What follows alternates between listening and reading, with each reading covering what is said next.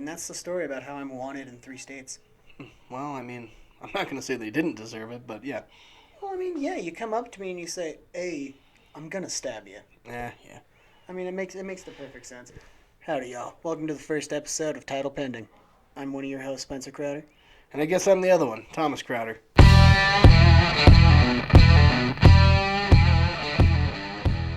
Who? Thomas Crowder? Oh, you're the brother of that guy that was on, what was it, The Morning Show with Scott and Spencer? Ah, yeah, nobody's heard of that. Shut up. We had like 30 followers. Sick. Dude, our highest count of listens was like 21. That's impressive. That's how you know you've made it. Why you gotta be like that? But Tommy, what is this podcast about? It's a pop culture podcast. Sorry, had a stroke there. But regardless, you can pretty much talk about whatever you want on here. We're going to try to focus on anything pop culture related, but, it might veer off into things that, aren't. Like conspiracy theories, murder mysteries, serial killers, cults, food. But rest assured, it will be family friendly. Yes, family friendly indeed. Welcome to Title Pending. Welcome to Title Pending.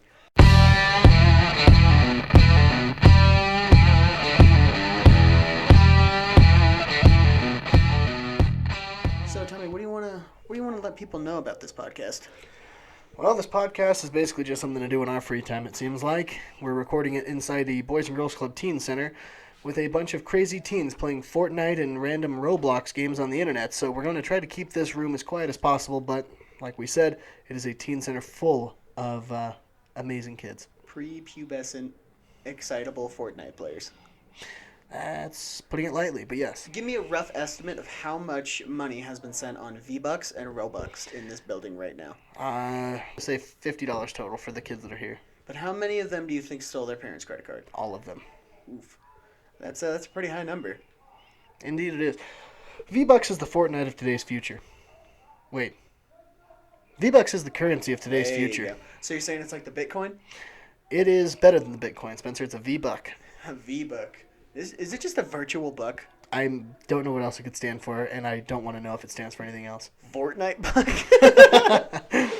A Fortnite buck, a battle royale. To all you Fortnite players out there, you can go ahead and stop the podcast now, because we don't need you. This is not for you. You made it 3 minutes in. Go ahead and just end it right there. Pat yourself on the back first, but go ahead and head on out. I mean, you made it far, but we will not have you listen to our podcast. I'll tell you what, though. You go ahead, you cancel that Fortnite account, you never play again, by all means, here we are. Welcome to Title Pending. Welcome to Title Pending. So, Tommy, let's get into the meat potatoes. Who are you? Who am I? I'm the teen director here at this teen center, and I'm a whole lot of other things, too. One of the things that will help us out with our pop culture podcast today is that I'm the director of the movie theater here in this town as well, so at least I'm somewhat in the ground level. And I'm a kind of millennial, so I'm pretty much up to speed on everything pop culture related, comic books, movies, TV. Okay, Boomer. So, that being said, Oof. we can move on into our next segment here. Spencer, you want to hop on this segue with me? Yeah.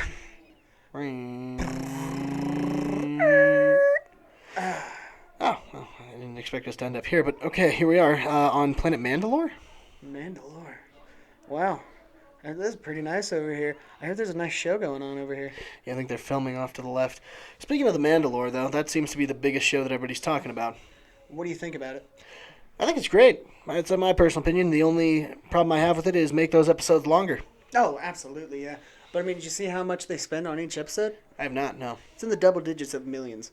My God. Yeah, Well, a couple double-digit million. that's an investment I think will pay off.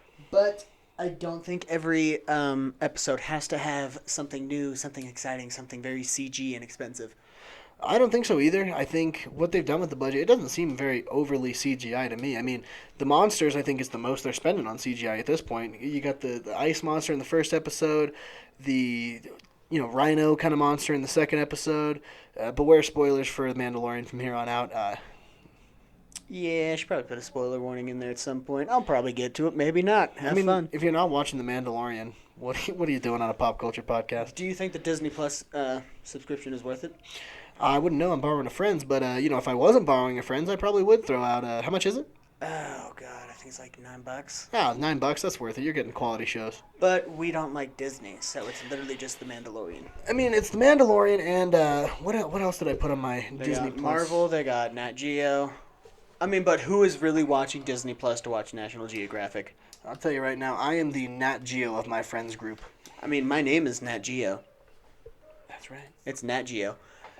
But I mean, then again, Disney Plus. We don't like Disney, so $6.99 a month. Okay, my bad. But I mean, I'm paying for it right now. There was a mix-up. My roommate was supposed to be paying for it, but I used my card, so now I'm paying for it, which is fine. I mean, I've been watching Disney Plus for about a solid 2 weeks now.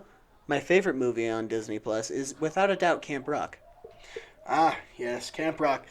That gives me PTSD. But Did you know they made a second one? I did. Didn't watch it, but I know it existed. It's garbage. I didn't have to watch it to know it was going to be garbage. Yeah, it's kind of trash. But back to The Mandalore, though. We get sidetracked here at the title pending, which is kind of a quirk of our own, if I would say. The Mandalorian, it's okay. I mean, in the most recent episode before this airs, so by the time we'll be on episode 5, we're on episode 4 right now. In episode 4, there's an ATSD, an Imperial Chicken Walker. I have not seen episode 4. Yeah, it's an ATSD. It's a chicken walker that the Imperials used.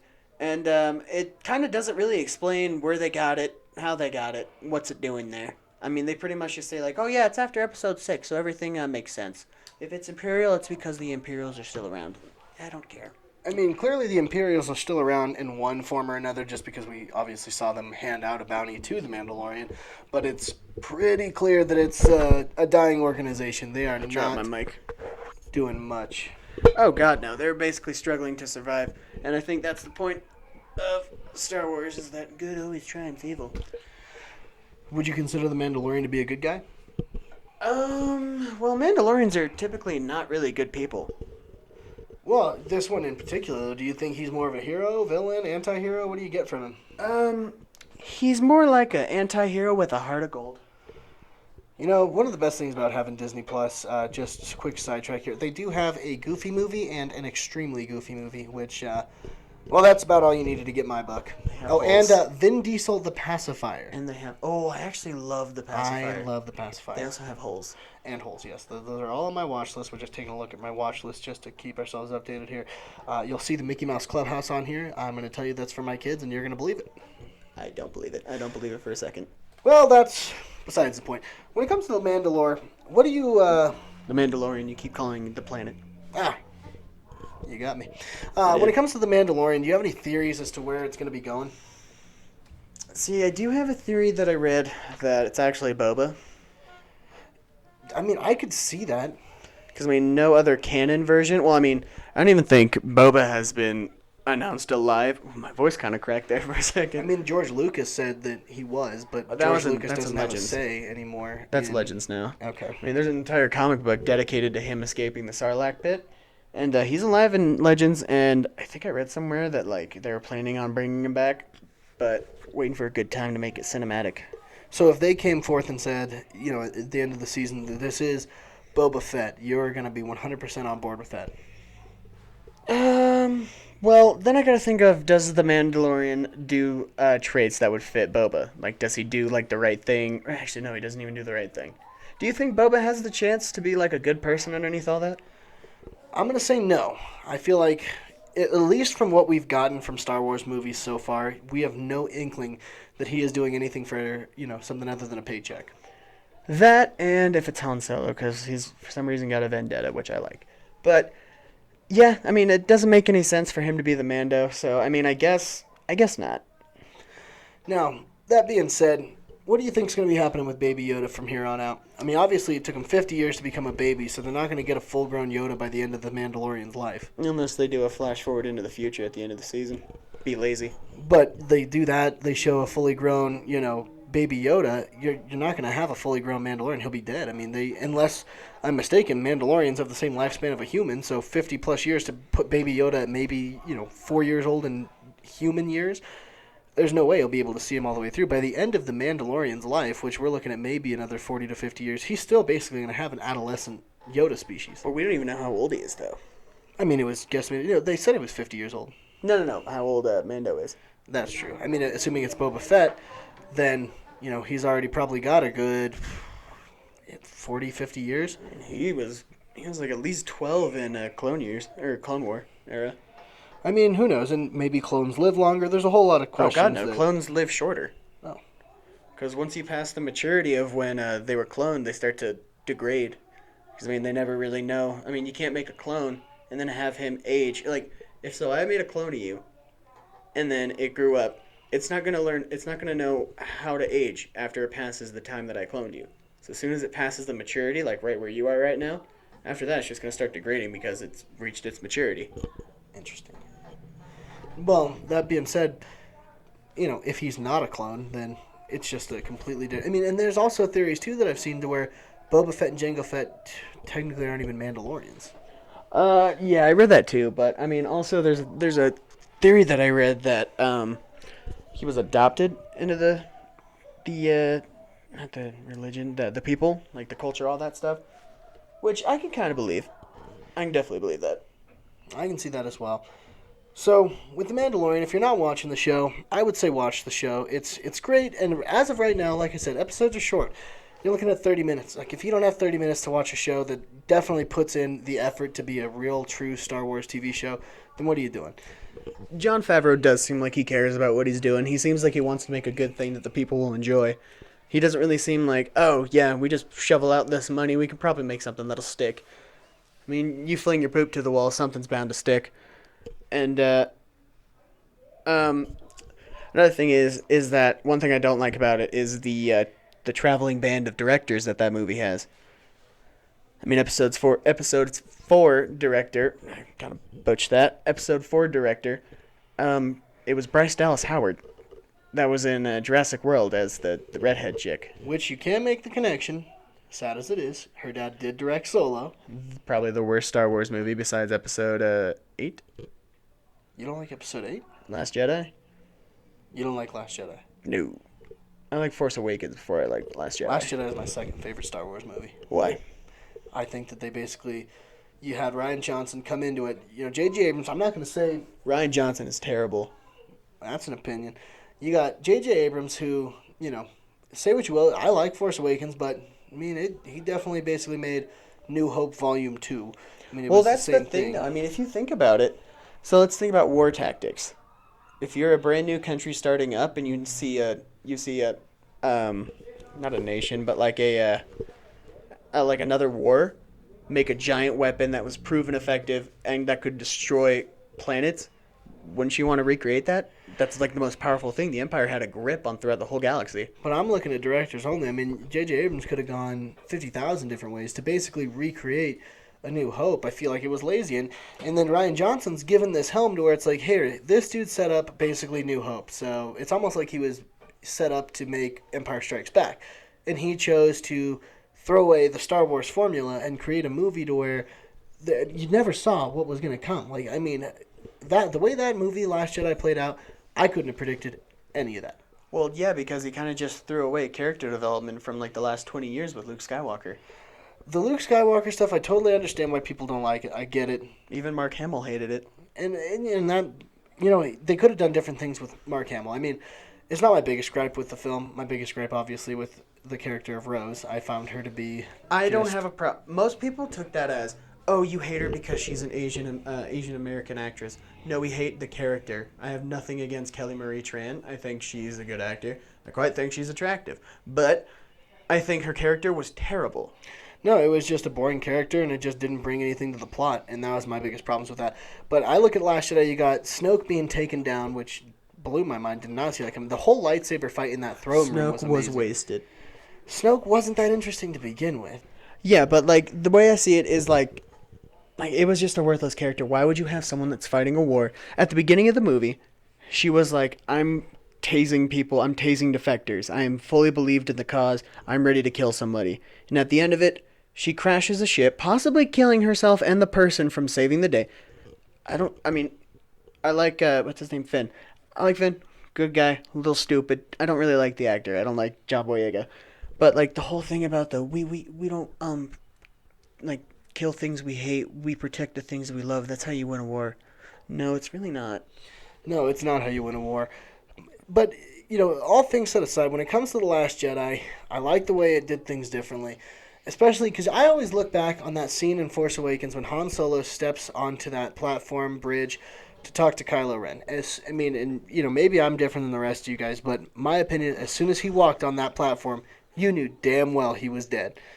But then again, you could also read it from Harrison Ford. He's wanted that character to die since Episode 6. Episode 5. I'm just saying the predictability of Force Awakens was there when Last Jedi gave you a movie you didn't see coming. And it pissed off a lot of Star Wars fans because it wasn't exactly what they wanted, which was okay. So you're going to tell me, have you seen the choreography of that last fight? In Force Awakens or the Last one with Jedi? Kylo and Rey fighting the Praetorian Guards? In Last Jedi. Yeah. Yeah. It's god-awful. I think it's beautiful. They're spinning. You know about the disappearing blade, right? I've seen the outtakes, yes. It's not an outtake. It's in the final film. Okay, but the point is, though, that's not... The fight itself was amazing. Like, there's always going to be issues. No, it's not. Stuff. You're going to try to compare that fight was amazing compared to Episode 3's fight, to Episode 1's fight, to Episode 2's fight? I think it holds up there with Episodes 3. No, you don't. No, you don't. It's garbage. And then also, it just makes no sense. If Kylo kills Snoke, why would they fight him? That's their new, what's the word? Supreme leader. That's their new supreme leader. Who are they going to follow if they kill him? I don't know. I think it was more or less just a sworn allegiance to Snoke rather than the position. Because as soon as he kills all of them, he's like, all right, I'm supreme leader. Everyone else follows it. Yeah, but the Praetorian Guard, they're a different breed. I mean, they're not soldiers. They are specifically bodyguards to Snoke. Okay, but... I guess, but it's just still dumb, though. Why would you fight him like, oh, this guy just killed, one of the most powerful men we've ever seen? Let's try and kill him. They held up pretty good. Like, if it would have just been Kylo Ren and not Rey, they probably would have killed him. If it was choreographed better, Kylo and Rey would have been dead. But there's just so many unnecessary spinning. Rey kicks one person and 3 people fall back. It's called the Force. Shut up. No, it's not. You're just dumb, and you can't defend it. That movie is straight garbage. I don't know. You gonna tell me the whole casino thing was good? The casino thing, that whole plot, that setting and everything, it was a cool setting, but it was utilized poorly, in my opinion. The whole thing about it was dumb. It was just unnecessary. I don't care what Finn and Rose are up to. Yeah, no, like I said, Rose was not my favorite part about the film. Just think about that whole thing. They leave, they head there. They find the wrong guy. Oh, they find this guy. Giant chase scene. They find it. Oh, he sold him out. What was the point of it? I can't tell you. And then, Admiral Akbar. You're going to try to tell me that his death was a beautiful death? I found it to be unnecessary, but, It was very unnecessary. They could have made him, instead of the brand new chick, because feminism, they could have made him be the one that sacrificed it. It would have had more weight. People would have been like, that's a fitting death for Admiral Akbar. Not this random chick that started fighting with Poe. You're talking about... Admiral or General Holdo or something? Yeah, the... Purple-haired chick. I understand your gripes with the film. I personally loved it. You're not going to change my mind about it. I thought it was great, and I'm looking forward to Rise of Skywalker. Yeah, I am too. J.J. Abrams is back. Yeah, we'll see. Yeah, they're bringing back the Emperor. How smart is that? I think it's pretty cool. In the comic books, the Dark Empire, when Luke follows in Vader's footsteps for a little bit before he breaks the bond with the dark side, the Empire cloned himself probably over 100 times to ensure that his reign would still be good even after he died. And, I don't know what way they're going to take it. I like the idea of J.J. Abrams picking up the pieces after Rian Johnson, because Rian Johnson gave us a movie that we didn't see coming. So J.J. Abrams, he's going to try to use his formula mixed with these new plot points. I think it'll be a great movie. I think it's dumb. I'm just glad that the Skywalker saga is going to be over. The Skywalker saga ended with Luke. The only reason it's called the Skywalker saga is because Leia is still kicking. Not in real life. I think it's disrespectful that they're still using Carrie Fisher's image, even when she died about, 3 years ago now? I think it's simply just saying, hey, we appreciated what you did with this movie. We're going to give you the on-screen death. You could have gave her her own passing. You could have. I don't know. I think it's more or less just paying homage. There's a point between... they paid homage to her in Last Jedi, because she died before that came out. true, but she didn't die in The Last Jedi, though. And They could have easily. you would rather just have Leia be a character to where we don't really know what happened. I mean, I don't know if they're going to kill her off in Rise of Skywalker. They might. should. It'd be respectful. Yeah, to The a actor degree. died, but the character lives on. That's just disrespectful. Well, we'll see. And you're just using her to get money at this point because, you know, every Star Wars kid that had a crush on her in the 80s, like, oh God, Jabba is a Jabba slave, oh God. Like, you know, every one of those kids that are adults now are going to be like, she was hot back in the 80s. Abba wabba flabba Leia Pinchy. Like, yeah. Like, Dad, she's not hot anymore. Oh, trust me, son. Trust me. But, like, that's literally what they're doing. I know, I feel you. All right, Spencer. What is this? Did the kid leave this here? Is it a Segway? Oh, it's a Segway. Another one? These kids just leave them right there in the lost. What's the battery at?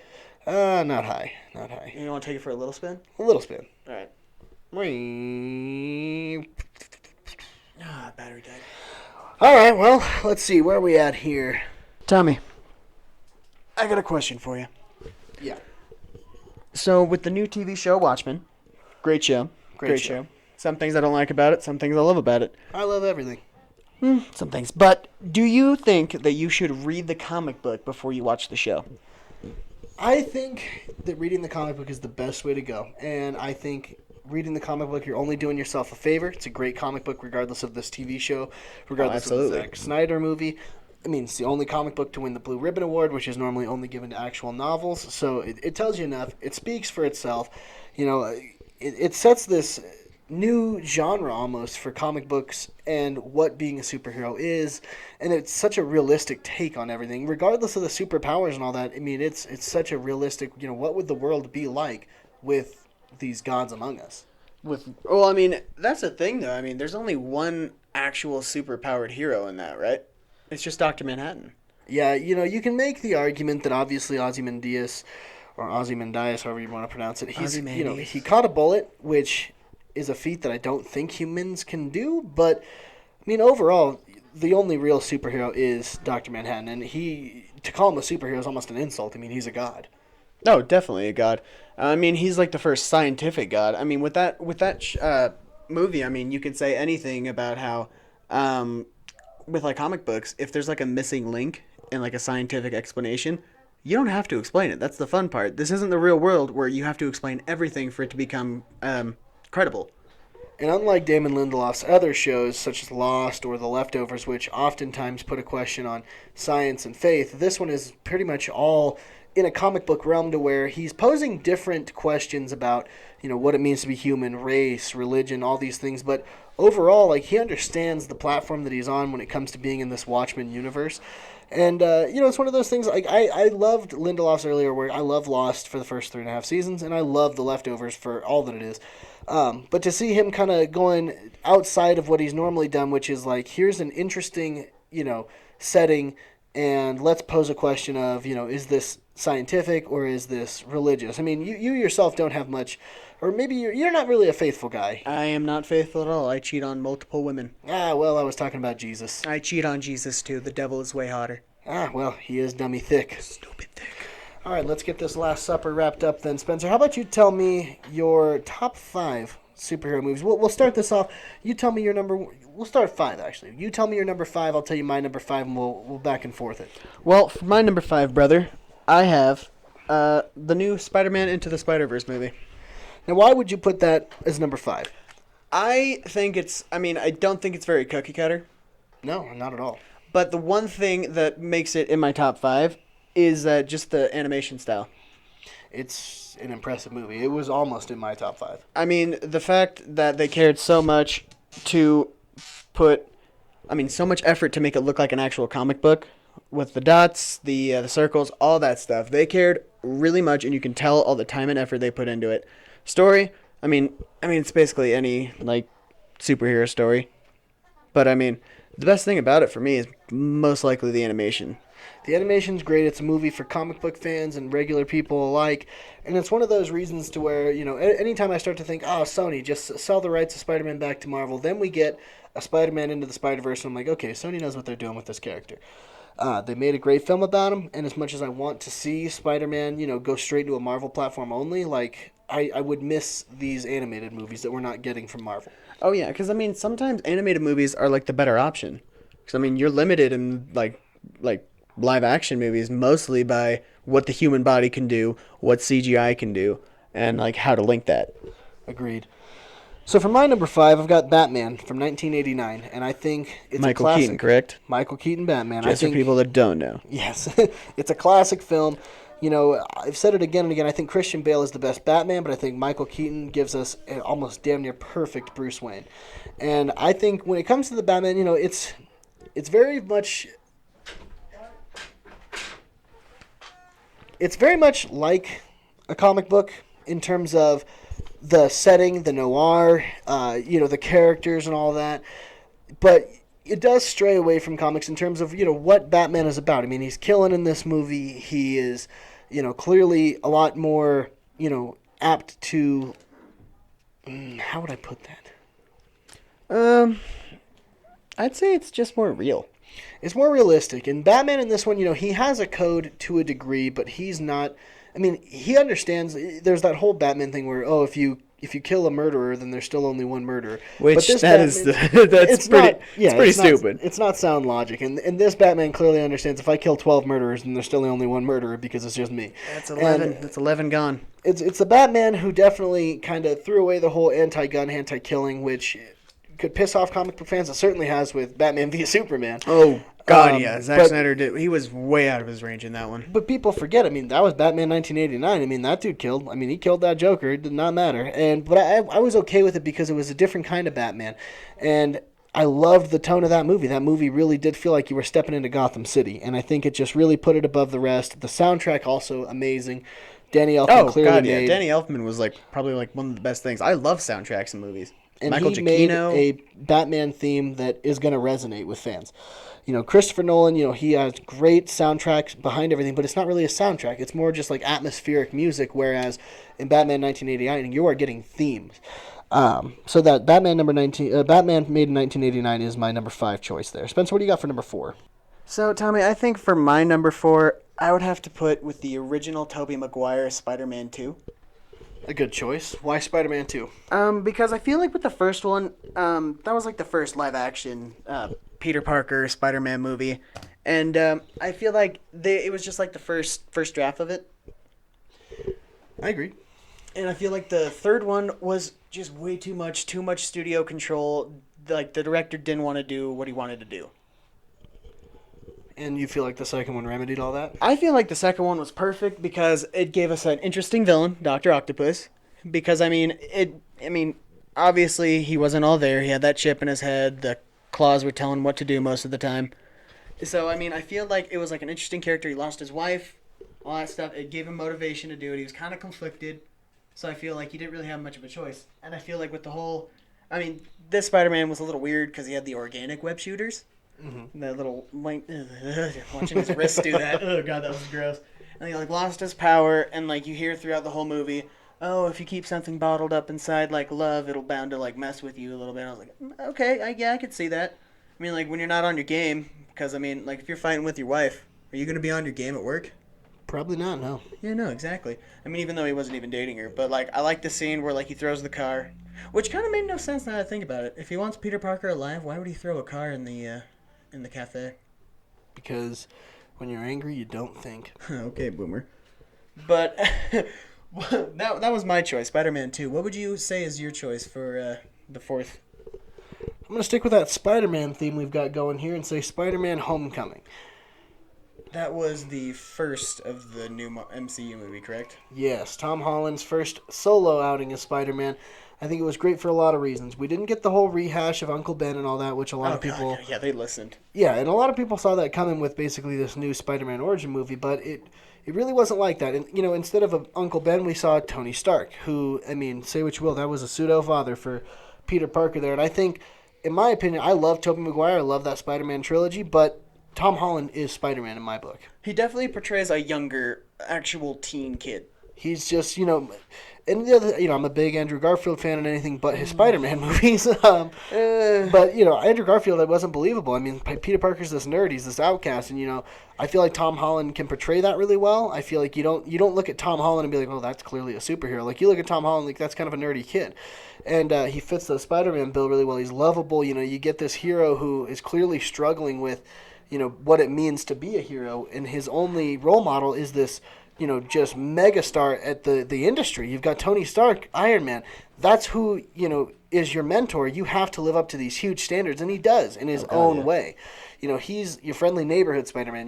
He's not an Avenger yet, but he's doing his best on the ground level. And He's doing his damn best. Yeah, and it just ends up being a great movie all around. I thought Michael Keaton as the Vulture, great twist there with him being the dad. And it's just, yeah.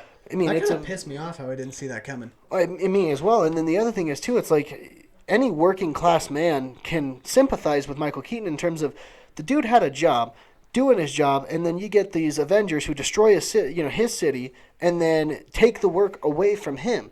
Oh God, imagine having that job. Imagine how well you'd be doing in life. Well, the simple thing is, these Avengers, these superheroes, took the food out of his mouth.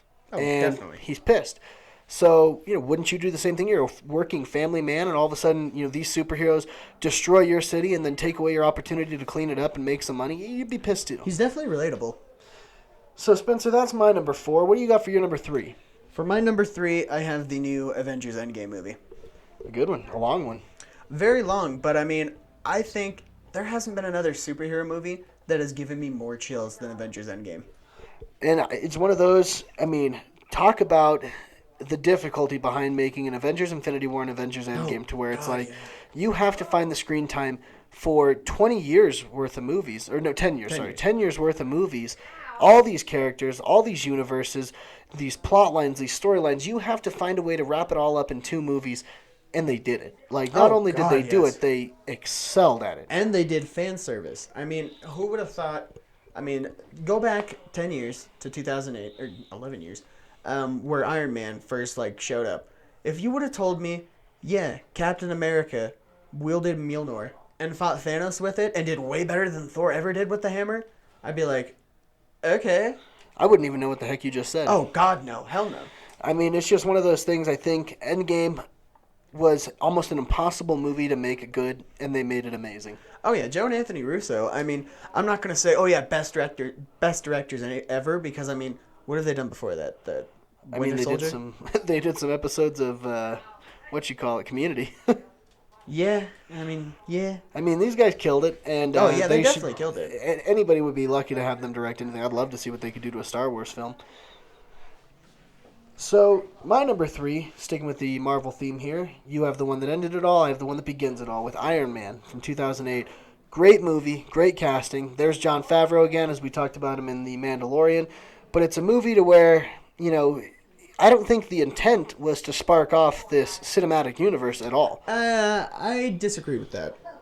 I look at it this way. I think they left the pieces there to pick up and to create a cinematic universe, but I think the actual intent of that movie was just to create a start-to-finish superhero film.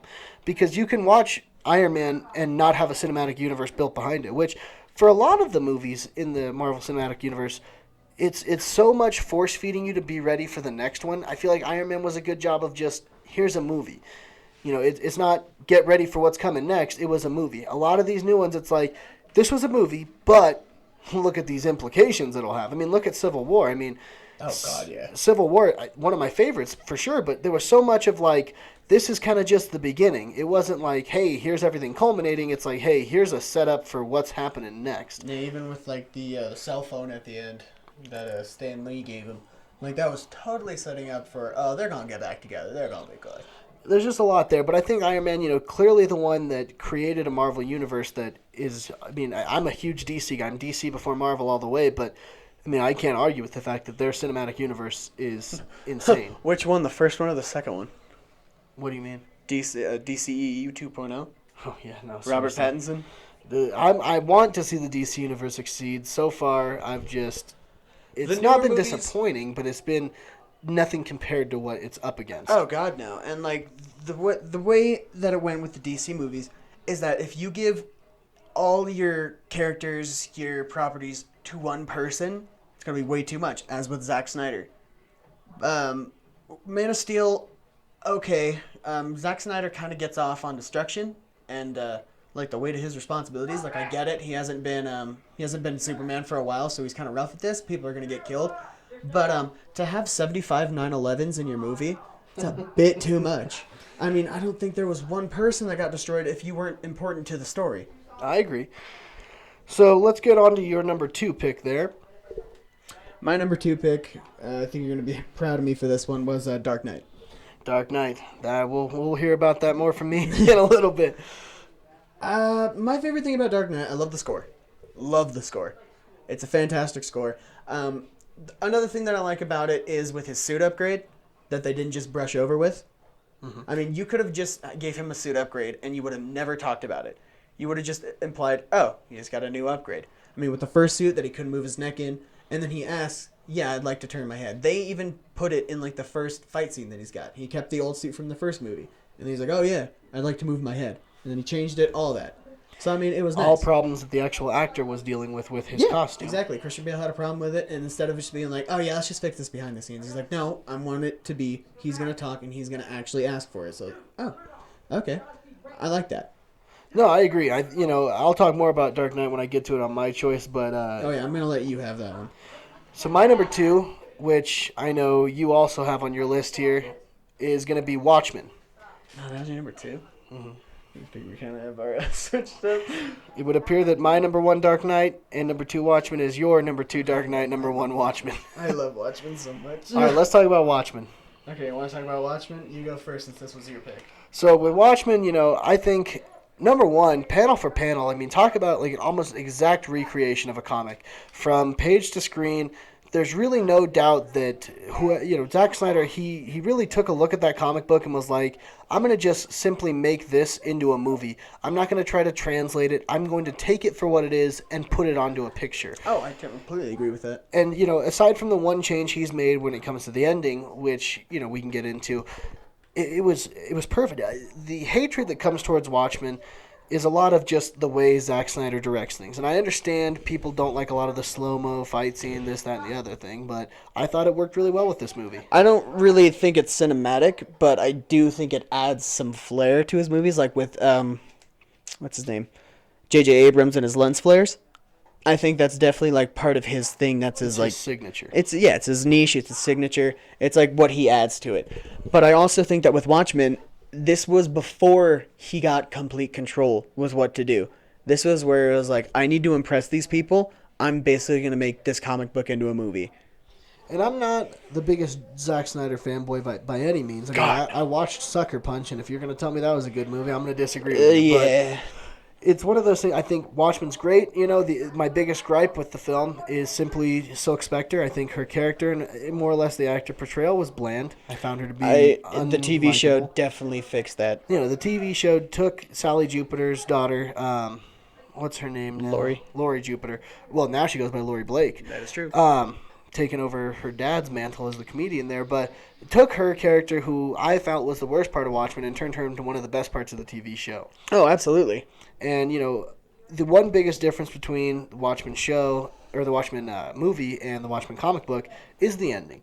And what Zack Snyder chose to do with that ending, and I think you're going to agree with me here, took the comic book, which, at the time, being what it was great ending in the comic book, as to where, if you've seen the Watchmen TV show, Ozymandias, Adrian Veidt, decided to create a squid monster created by multiple artists of the time and drop it onto New York City and other major places, simply saying, here's an alien threat. We don't need to blow each other up in this Cold War. We need to work together against this common threat. And it worked out really well, which in the comic book at the time was a great idea. Does it translate over into 2019 as well? Probably not. And I think that's where Zack Snyder's idea of... Or even 2009 when it came out. Yeah, and I think Zack Snyder's idea of, let's drop the squid storyline. Instead of making them unite against an alien threat, we already have a somewhat alien threat in Dr. Manhattan. Alien in terms of not necessarily a human person. And so to make, Dr. Manhattan the bomb that goes off all over the world, it's, hey, here's a common person that everybody knew, that everybody thought was a hero. He's now a villain. And it only makes it easier to understand because you hear Dr. Manhattan the entire time of the movie slowly lose faith in what humanity is. Oh, absolutely. With the beginning with him and Lori, and then at the end where she goes with Danny, and then he just becomes like, I'm sick of this. I'm gonna go live on Mars. Yeah, he wants nothing to do with humans and their problems and all these things. So for him to become the threat, it's pretty easy to understand why the humans are sitting there thinking, oh, this dude was done with us. I mean, we marred him for being a possible source of cancer. We speak of him as a god, and we don't really look at him as a human. Like, clearly he's done with us. So it's a believable threat. It unites the world. And I think in terms of changing from the comic book to the movie, I honestly saw this as possibly slightly a better ending than the Oh, Watchmen book. absolutely. I mean, if Alan Moore is gonna get pissy over that one thing, it's a more like acceptable, Understandable, yeah. understandable, acceptable. Like it makes more sense. I mean, why would you have a squid? I mean, it's just an easy cop out because all Dr. Manhattan has to do is just vaporize it. Yeah, it doesn't, it just helps paint Manhattan as this, unwanting villain, but basically somebody who doesn't care enough to become the hero again. Like, he's accepting that, yep, well, they think it's me. They think I'm the one who did it, and I don't want anything to do with them anyway. So it's almost like a win-win for Manhattan. It's an absolute win-win.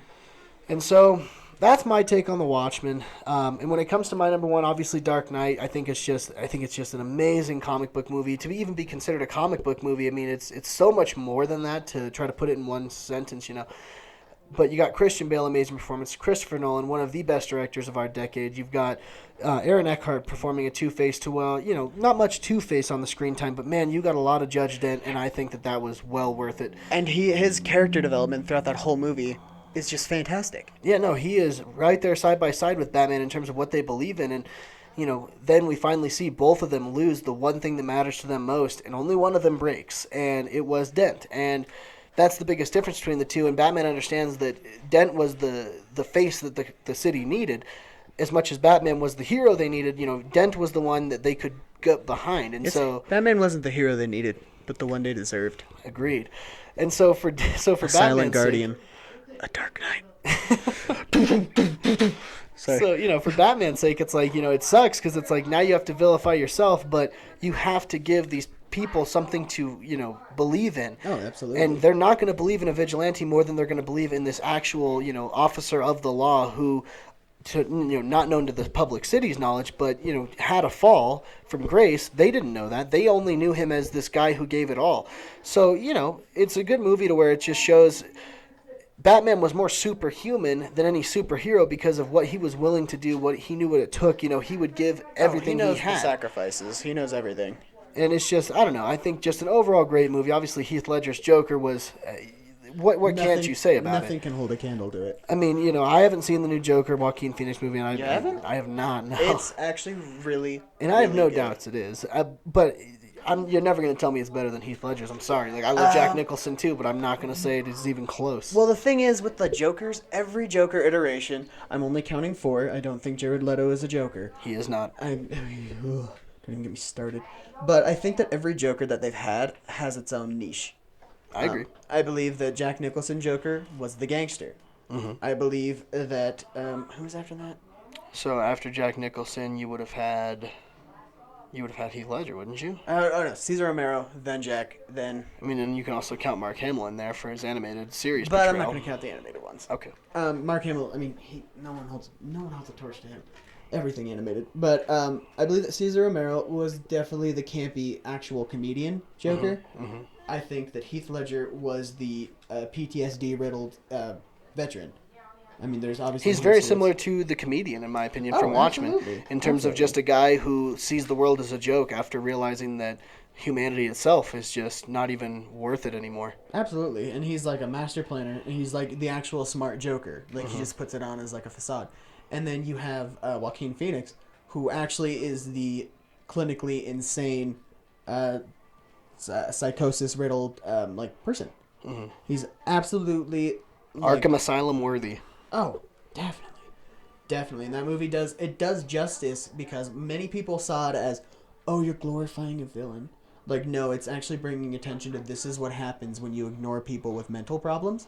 Mm-hmm. Because he gets abused. He gets used and abused, like me with all my ex-girlfriends.